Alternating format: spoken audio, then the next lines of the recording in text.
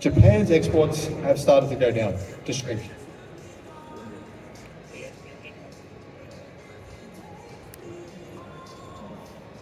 %6 in 2020. 4 years China took to go from 6% to this year, we're already at 51%. By the end of this year, I think it's inevitable, we'll be at 60%. In any industry, imagine guys that you're all riding on horses and within the space of 4 years, you're all driving cars. That's a remarkable transformation. There are videos, guys, of New York, places like New York in the 1910s. And from 1910 to 1920, it was all horses, and all of a sudden, it was all cars. That kind of a transformation is possible, and it has happened across industries, but because of technological innovation, that kind of transformation could actually happen even faster than what it did in 1910 to 1920. China made only 1 million electric cars in 2020, 1 million. And to be honest, most of them were shit. Many of those Chinese cars were powered by lead acid batteries. And you guys many of you probably have a lead acid battery in your car right now. It's a 12-volt battery. And the first thing that dies in your car is considered a consumable is your lead acid battery. And if you want to get warranty, if your lead acid battery dies after a year or two, the company says, Toyota or whoever it is will say, that's a consumable, you've got to replace it. So those were consumable batteries, right, in these EVs. But now you've gone from 1 million EVs, half of those being not very good. Probably 20% were okay, 20% were pretty good, 10% were really good. And all of a sudden, we've had this big change in 2024. So the space of 4 years, one industry has gone from 1 million cars to 10 million. That kind of growth is what we call exponential growth.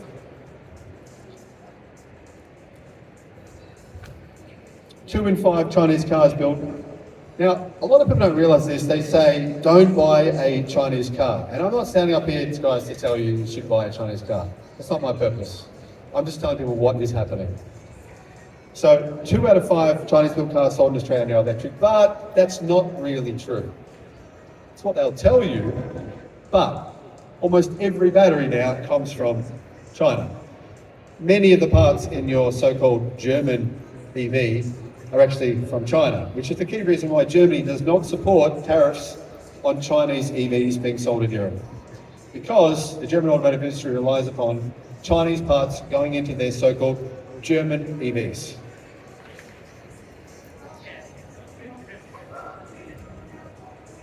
However, because of the tariffs on Chinese cars now in Europe, on average those tariffs are about 35%. BYD pays around 30%, so 20 plus 10, about 30%. All EVs now, all cars going into Europe from China have tariffs now. Therefore, China is saying, well, let's target the countries that don't have tariffs. America is 102.5%. Let's target places like Thailand. Let's target places like Australia.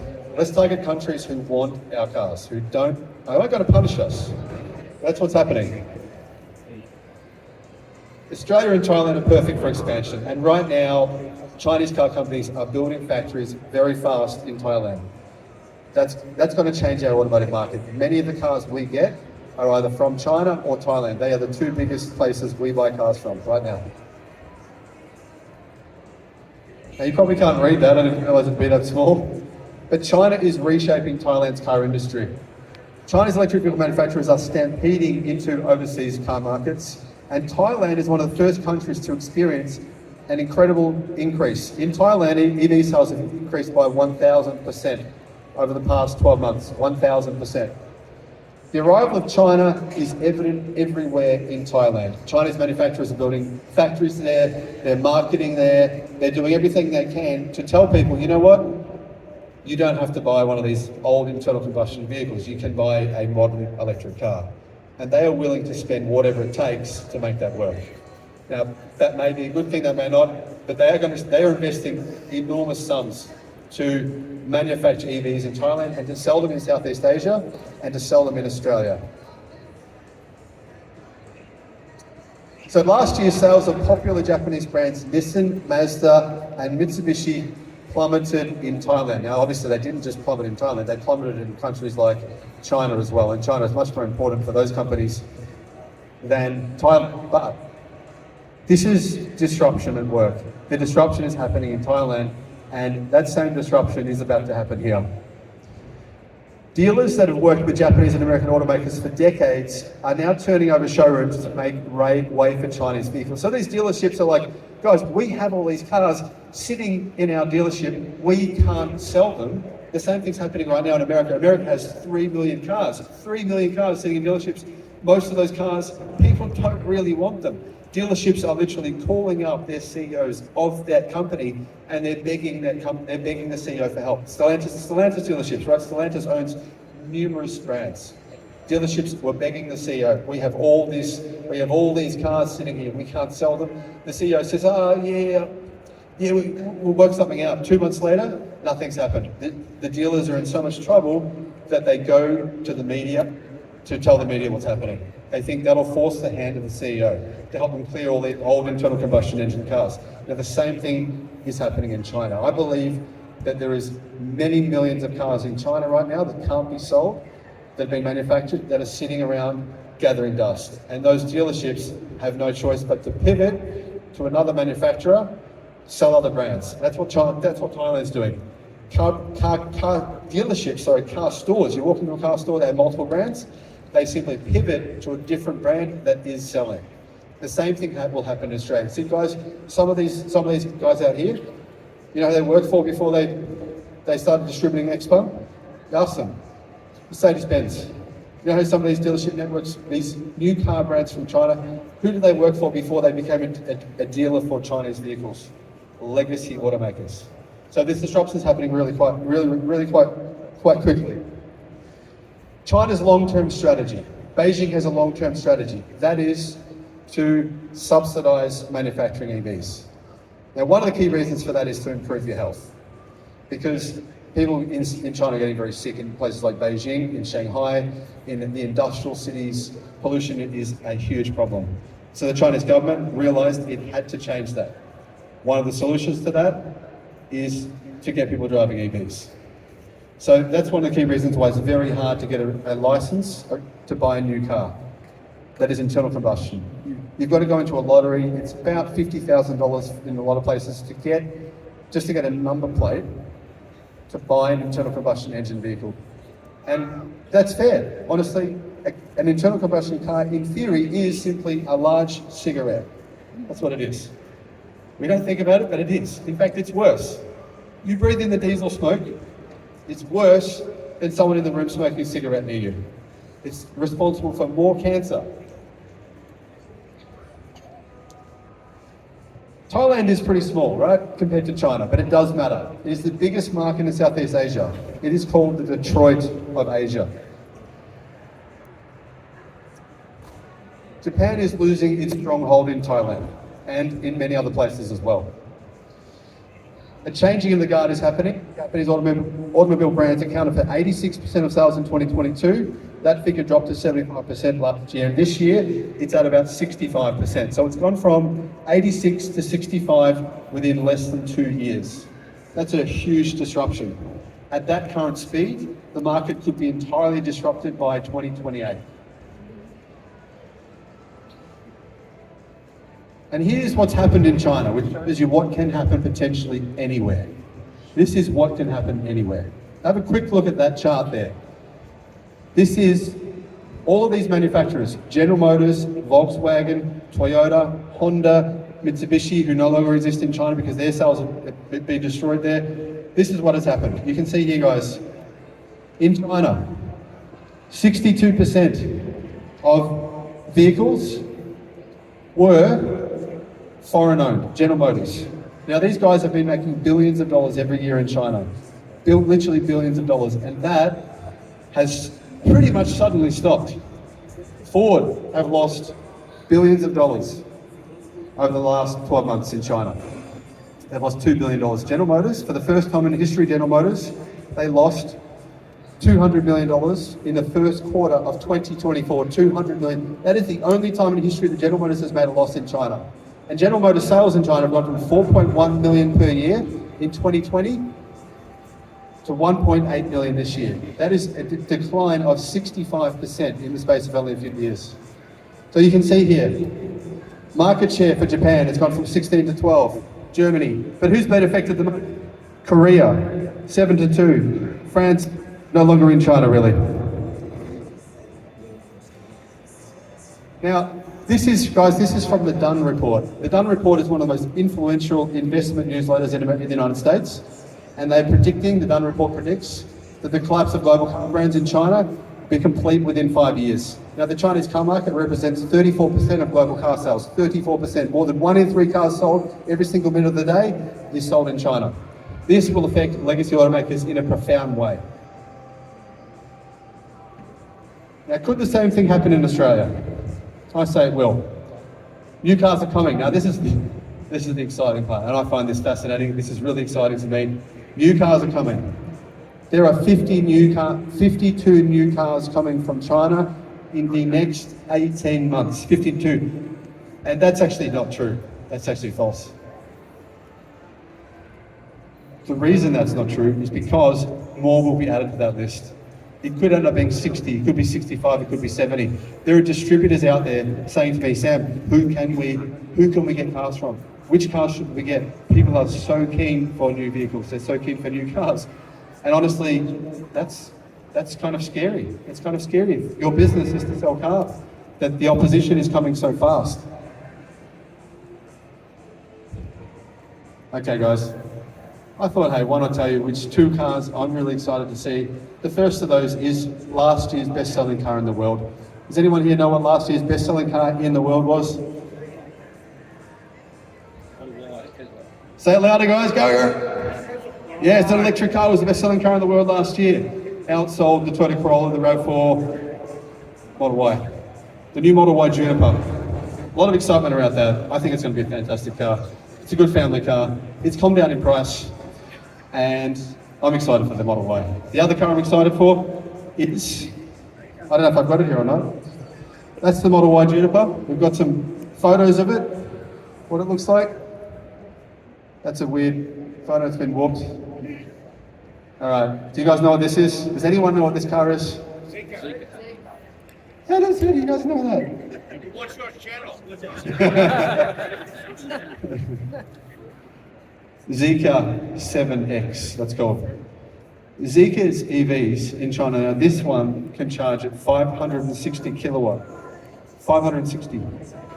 And I actually saw this happening when I was in China recently. Do you know how long that will take a battery to charge if you can charge at 560 kilowatt? Does anyone know? Does anyone know? 10. Hey.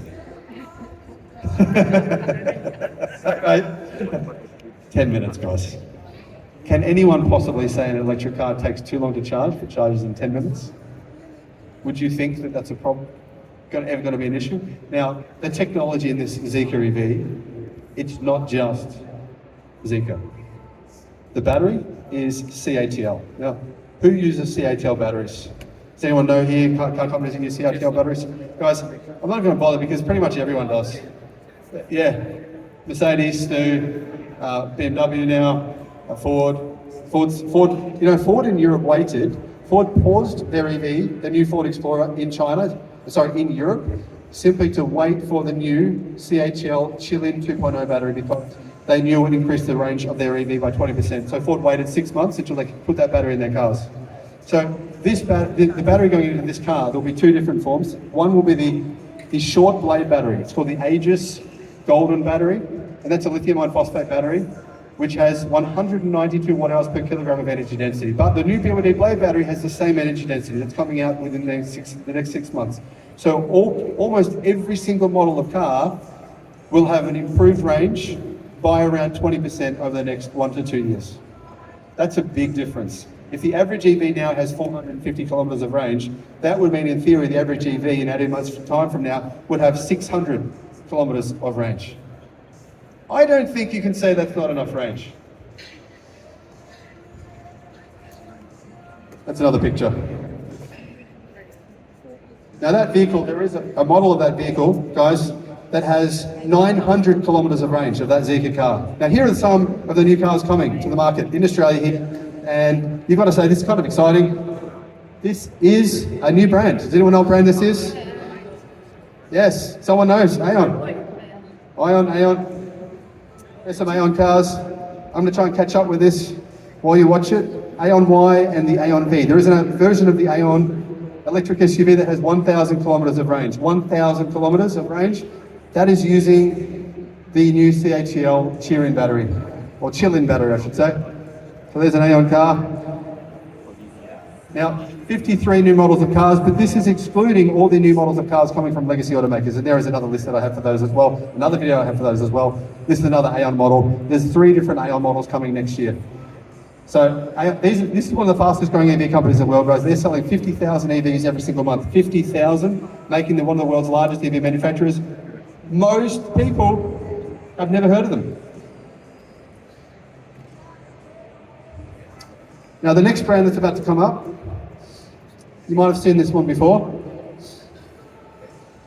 Give us a few seconds and we'll see it. You might have heard of them. They're just sort of relevant in Australia.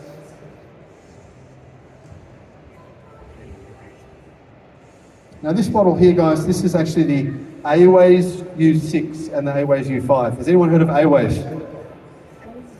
Aways are a Chinese electric car brand which they sell around 10 to 15,000 EVs every month. They're coming to Australia. You can see one of their new small electric SUVs. It looks a little bit like sort of like a Jeep Land Cruiser kind of style. All right, Aways are done, and now we're up to BYD Feng Cheng Bao, the Bao 5, and there is also the new Bao 3. So it's a Bao 3 and a Bao 5. Now, guys, I love the style of this car. It's not my thing though, it's a plug-in hybrid. But it does look good. And this is kind of it, some people, they don't want to buy a new EV so they can get a plug-in hybrid. It's like a way to get into the market. Anyone know what this car is here? The one you just saw? That was the BYD Sea Lion. Yeah, that was the BYD 06 GT. The BYD 06 GT is a hot hatch. So here's another new car, the BYD. Everyone knows what this is. Anyone know? Put their hand up, tell me what it is. Shark, BYD Shark. Apparently there will be an electric only version coming of the Shark. So this is the BYD Shark, which is coming in within 6 months. Now, pickup trucks make up an enormous segment in the Australian car market. We need to disrupt pickup trucks. We need to get rid of all these stinky diesel pickup trucks, replace them with plug-in hybrids or electric trucks. The new Seal, there's a brand new BYD Seal coming, guys, within a few months. Now, is it brand new? Not really, but it does have some improvements. Faster charging. Charging is going from 170 kilowatt to 230 kilowatt. Energy density will improve in the BYD Seal as well within the next probably 12 months when they start using the new blade battery. BYD Seal, a lot of people love this car. I've been seeing them on the road. They look fantastic. All right, we've moved on now. Guys, now we are on to a new brand. Does anyone know what brand this is? I don't. I've got to look it up. It's Chang'an. This is the Chang'an Diesel Q, the G318. Chang'an are coming to Australia. So the Chang'an brand is actually one of the most popular car brands in China. Now we're moving on now to the Chery. This is the Chery Omoda 5 EV. Chery already exists in Australia. It's a car brand in Australia. They're already here. And this EV is coming within the next, I believe, the next 3 or 4 months. The Chery Omoda 5. Okay, guys. Does anyone know what this is? GAC. GAC own the Aeon brand. There's the GAC M8, the E59 and the E9. So 3 different electric GACs coming. Does anyone know who makes Toyota's EVs for them in China? GAC. They use BYD components or they use GAC. So if you buy a Toyota in China, it's a GAC or a BYD, or a combination of those two. So GAC are bringing those 3 different electric car models. So you'll have a lot more choice. As you can see, this is just the start. This is just the start. Our next car brand we're looking at will be the Geely Galaxy E5. Now, I don't even know what that is, guys, but we are looking at the Geely Galaxy E5 soon and the Hyundai Ioniq 7. So we'll wait for those cars. My team have put this together for me. They've done a good job. They did it for me on Friday night. You can see here, guys, a lot of these cars in China have pretty advanced software technology. This is, anyone know what brand this is? Yeah, you can see the badge. This is essentially the Hyundai version, or the Hyundai version, as we say in Australia, of the Kia EV9. It'll be a 7-seat electric SUV. Now, I don't think it's coming to market with that looking rear window. I think it'll be a bit different to that. Okay, guys, IM Motors. IM Motors. Does anyone know who IM Motors are? IM Motors coming to Australia. They'll have a various range of different models. They are owned by parent company SAIC. SAIC is one of the biggest car makers in the world, and SAIC own the brand called MG. So it's a sister brand to MG. GAC T9, electric, this is not the electric version. We don't have any good footage of the electric version yet. The GAC T9, this will be an electric pickup truck. It's coming about, I think about 12 months, could be 18 months, but that's coming to market too. So GAC, that's their internal combustion version now. The Jetour EVs, they are coming to Australia as well. That's confirmed for Australia by about the end of next year. Next. Okay. Not coming, unfortunately. Xiaomi SU7, you guys want to know about that? There's no confirmation from Xiaomi that they're coming to Australia. Will they? I'm sure they will eventually. Not planned for that yet. No confirmation from Neo yet, guys. Hopefully. Hopefully. Okay, the C10. Now we're looking at the Leapmotor C10. Now, Stellantis, the parent company of many brands, including Alfa Romeo, actually purchased a 10% stake in Leapmotor. So Leapmotor will be manufacturing vehicles, EVs, in Italy, and they're targeting Australia. They're coming to the Australian car market. So there's two models here, guys, the C10 and the T03. It's a smaller, kind of a smaller electric SUV. Now this, does anyone know what this is? Anyone know what brand this is? Put your hand up, I'll be impressed if anyone knows. Anyone? This is LDV's new electric ute. This is meant to have 600 kilowatt, which is about 900 horsepower. And it's a ground-up electric ute. And we've already moved on to the next vehicle, which is an LDV van. That's already on sale right now in Australia, actually. You can get one of these now, an LDV van, which would save you a lot of money if you're using a van every day. A lot of people email me all the time, when's the new van coming? Here it is. They're actually fairly good, they're quite a good van, and they're fairly affordable. Now, the Lotus Evija. Next, that's the Lotus Evija supercar. That's coming. It's a bit out of my price range. Wouldn't mind one. A bit, a couple of $100,000 for a Lotus Evija. Now, this is the Lotus Electri. I don't know how you pronounce that. I've never worked it out. A Lotus E. I'm going to call it Lotus E. That's an expensive electric SUV, also out of my price range. Now, next we have Link & Co. Link & Co. is coming up after the expensive Lotus Electri. Link & Co. is a car brand owned by Geely. Now, Geely own Volvo. So you're about to buy probably a Link & Co. from your Volvo dealership. Link & Co. are a big car brand in China. Very big car brand in China. Let's just give it another 10 seconds and we'll be there.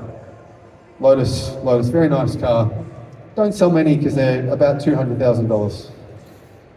Here's the Link & Co. Now, I saw quite a lot of Link & Co. vehicles in China when I was there recently because I was at the Geely test track and Link & Co. actually own this racetrack in China. Does anyone know what that is? That was a Zeekr 001. Now we're on to the MG Cyberstar. MG Cyberstar sports car. This is pretty much the first electric sports car you can buy in Australia that's not insanely expensive like a Porsche Taycan. So these are going to start at about $100,000 Australian dollars, and very, very nice electric sports car. Obviously not mass market product here, guys, but just does give people more choice. Enthusiasts will have a lot more choice.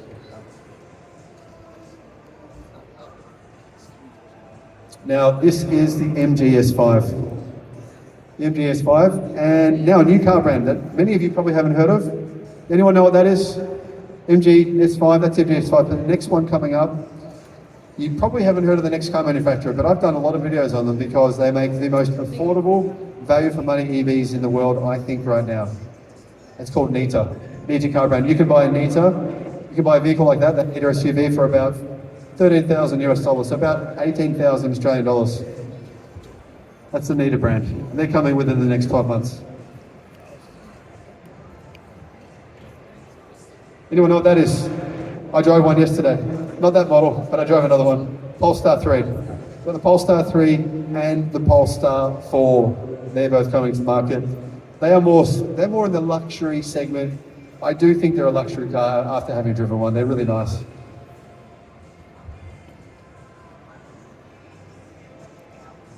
One model here, I've done probably 10 videos on this vehicle. It's coming up in about 30 seconds from now. This new vehicle is going to have a huge impact in Australia because about 20% of the vehicles sold in Australia are what? Pickup trucks, utes. Australians love utes. So why don't we get Australians out of their old utes and get them to an electric one? The Ridara. Now this vehicle is made by Geely as well. Geely own the Ridara brand, and they have actually confirmed this is coming to Australia. Hopefully next year. All right, got another car here, guys. This is the Skywell ET5. The Skywell ET5 says this car will cure any disease, including diabetes. You won't have a heart attack if you drive one of these. He does. He really says this stuff. He's a bit crazy. Anyway, the Skywell ET5 is a pretty cool car. Smart number one. That's a smart. You can buy these. I believe they're in the market within the next few months. That vehicle brand is also owned by Geely. Say it again. A lot of people think BYD and Geely will be the two biggest car makers within the 10 years in the world. A lot of people are predicting that now. And their rate of growth is insane. Their vehicle sales over the last few years have skyrocketed. Now here's this smart number three.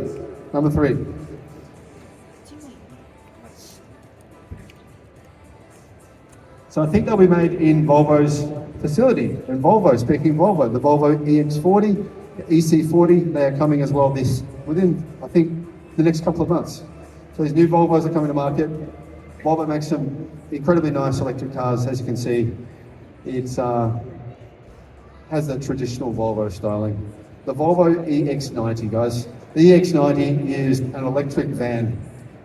Kind of looks a little bit SUV-ish, but it's really it's really a van. Now there's the EX30. They've sold out this year in Australia. It's so popular here in Australia, they've sold out. The Volvo EX30. Xpeng G6, which is right there, over there. Xpeng G6 should be a similar price to Tesla Model Y. That's at the Goodwood Festival of Speed. I don't know if you guys saw that. A lot of the cars at the Goodwood Festival of Speed were actually Chinese.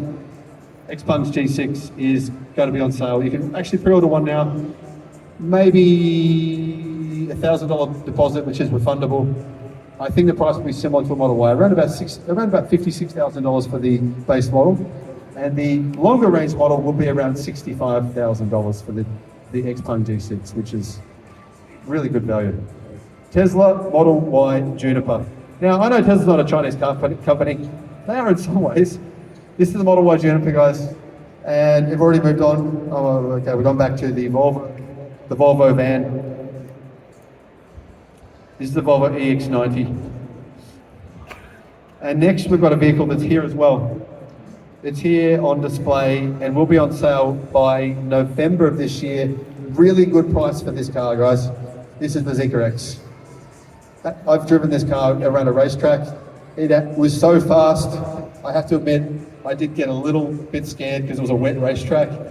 And it's a great car. Really good value for money. It will be apparently about the same price as a Volvo EX30. This is the Zeekr 009. This is their luxurious, what are you going to call it? Technically it's an MPV.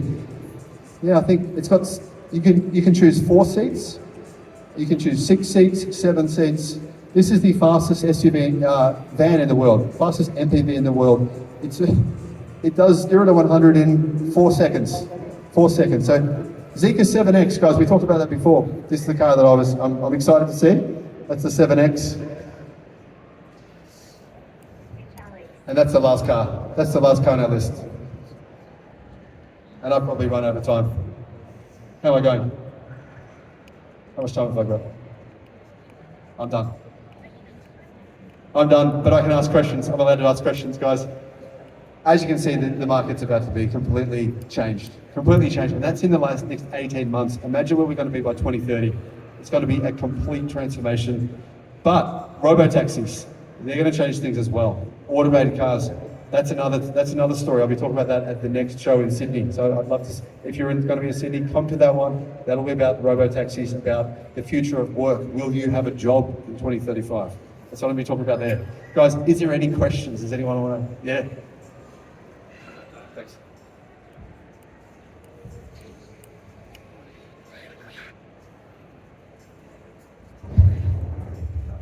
Kind of two questions. Obviously, it's just a matter of time until there's like 90% of these Chinese vehicles making up the vehicle market in Australia. So when 90% of people aren't buying petrol and diesel, what does that do to the price of petrol and diesel in this country? And secondly, and it just occurs to me as an observation that you're talking about some prices here that are very reasonable, and it's bad news for second-hand cars in Australia as well, I would think. Yeah, or good news if you're going to buy one. If you're going to buy a second-hand car, I just looked this week, I was looking at second-hand EVs. Prices are all come down significantly, which is really good for people who maybe students, people first buying their first car, really good. Even the second car, you often don't want to buy a new car. It's brought down the prices. Fuel prices, okay. I don't know exactly what will happen, but I can tell you what experts are saying. Experts are saying that the decline in demand for petrol, gasoline, diesel, the decline in demand will increase the price. This would take a whole new speech, but they're saying the decline in demand will make the price probably double over the next 5 years. That's what a lot of people are saying. Now, moving to e-fuels. Do we use e-fuels? Now, e-fuels still pollute. So they say that they don't cause any pollution, but when they come out of the tailpipe, they're basically burning the fuel there. So it actually does still cause pollution in the city. But e-fuels may be a thing that a lot of people will use, but they are approximately 6 times more expensive than petrol. So if you want to pay 6 times more for your fuel, by all means, yeah, I think it will increase. EV resale values for used cars will go down, which, yeah, it means your resale goes down, but yeah, it's sort of a bummer for people who have bought one already, but at the same time, by the time you go to buy your next car, that will be cheaper. It's kind of I think a virtuous cycle to a degree. Has anyone else got a question, guys? Yeah, mate. Yeah. How long do you think it would take for the price of per kilowatt to start reaching the level? How long do you think it would take the price of per kilowatt hour to reach the prices that I recently saw Tom Gann alluded to speed? He was charging at 89p per kilowatt. That's about $1.70 per kilowatt. Are you saying what you pay at a fast charger? Yeah. At the moment, it's about like 63 to 67, isn't it, I think, for Tesla charging. So do you expect that to go up to that price that we're seeing in the UK now, like $1.50 to $1.70? No, Australia's strategy for renewable energy is to create 200%. So by 2035, Australia will have a 100% excess capacity in renewable energy. That's the only way you can make renewable energy work, right? You need 100% excess capacity. You need to build out for 200%. That's how renewables work. So that means that Australia will become an energy superpower. We'll have a shit ton of extra energy. We don't know what to do with it. You know, the industry is already predicting this. This is not my opinion. This is simply the industry. They're saying, well, what are we going to do with all this extra energy? We have all this enormous amount of energy, so we'll create hydrogen. We'll become a hydrogen superpower. We'll export all this hydrogen around the world. So essentially, I'm getting off track. The point is we'll have an enormous amount of abundant energy, which will unquestionably reduce the price of energy. In every country worldwide where renewable energy has become the dominant source of energy, the cost of electricity has gone down. Now, there's all this wacky stuff in the grids where right now on the grid, they're trying to make up for the fact that the coal power plants were offline for a while, so then they charge more to try and get that money that they lost back. But that'll change. When those coal plants disappear, the cost of energy, based on almost every expert, will come down. So the cost that you pay at a supercharger, I would say, will very likely come down significantly because they'll want you to use that energy. Otherwise, they just curtail that energy. It gets wasted. It gets basically just they get rid of it. That's the answer. Yeah.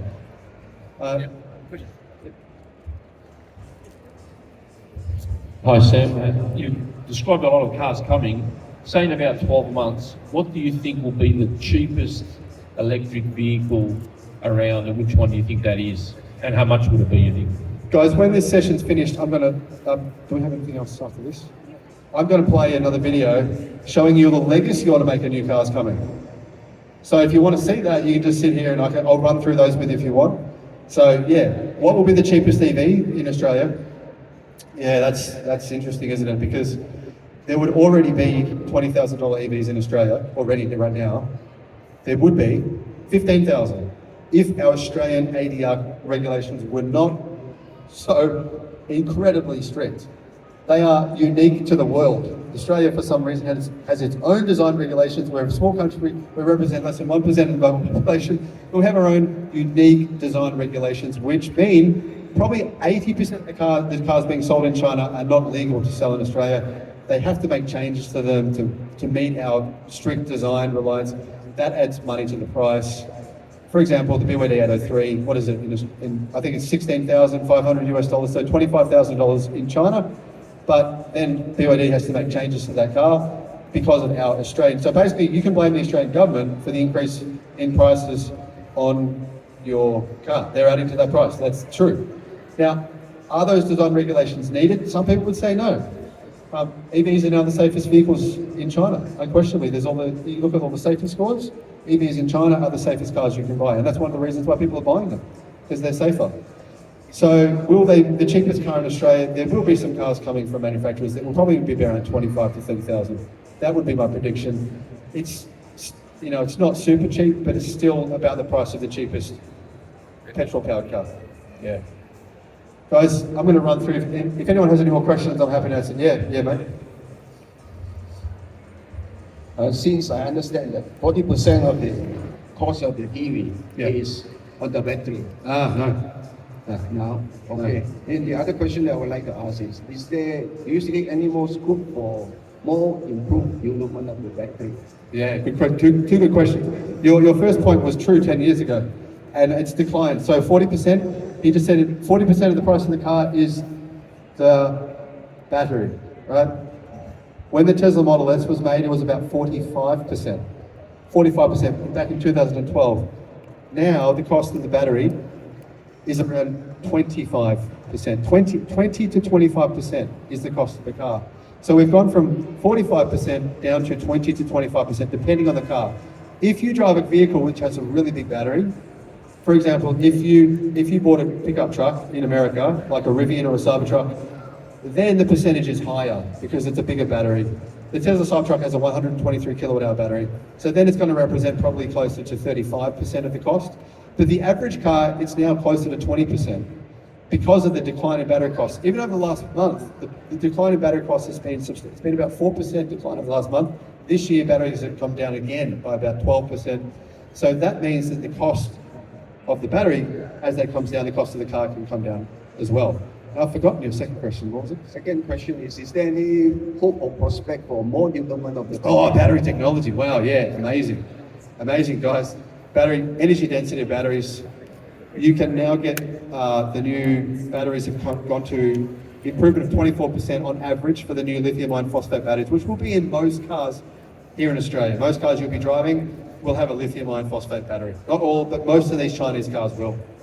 And that means the energy density improvements, which will come to those cars within the next year or two, that'll increase the range of your car for sure. But there is much more scope, and companies are working on new technology, new batteries. CATL's new condensed battery is intended for aircraft, commercial aircraft, jumbo jets. That's what it's for. But CATL, biggest battery company in the world, they have 37% global market share. They said that battery will go into EVs. So if the energy density of the cars you're driving is about 190 watt hours per kilogram, and you get, say, 500 kilometers of range, what would happen? How much range would you get if it went from 190 to 400? Would anyone need to buy a large pickup truck with a petrol-powered engine if they could get a battery like that? No, they won't. That'll mean that battery will be in cars by 2026.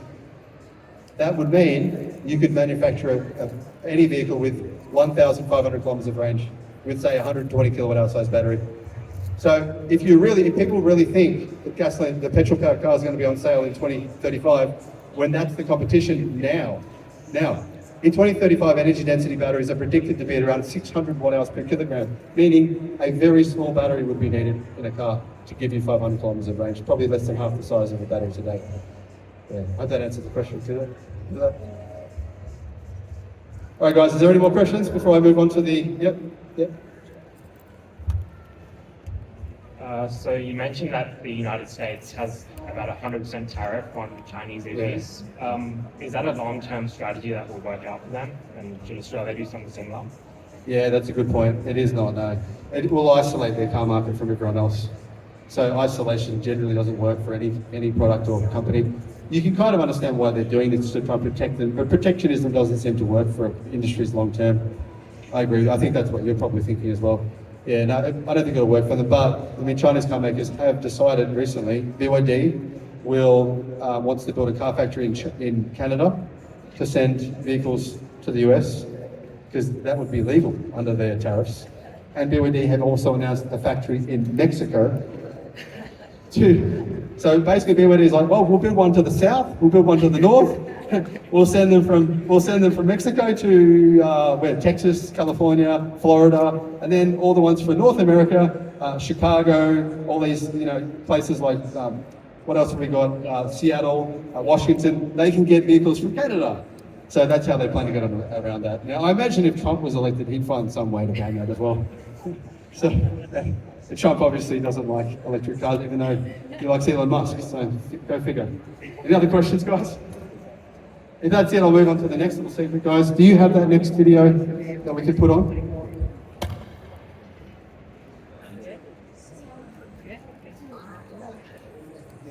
Okay, anyone know this is Alfa Romeo Tonale? This new Alfa Romeo Tonale EV is, I think it's actually already on sale in Europe right now.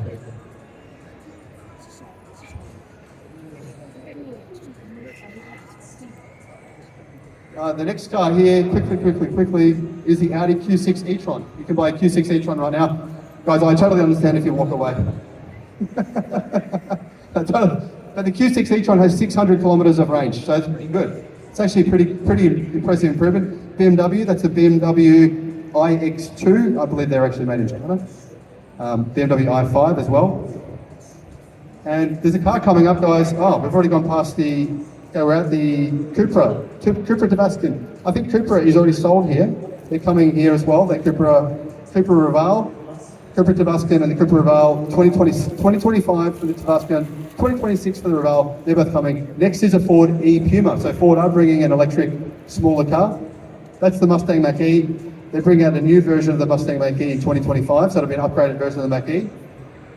This is the Hyundai Insta, which is an affordable car. This is meant to be, guys, this could be Australia's cheapest EV, possibly. This could be about $30,000. The Jeep Recon and the Jeep Wagoneer, they're both coming.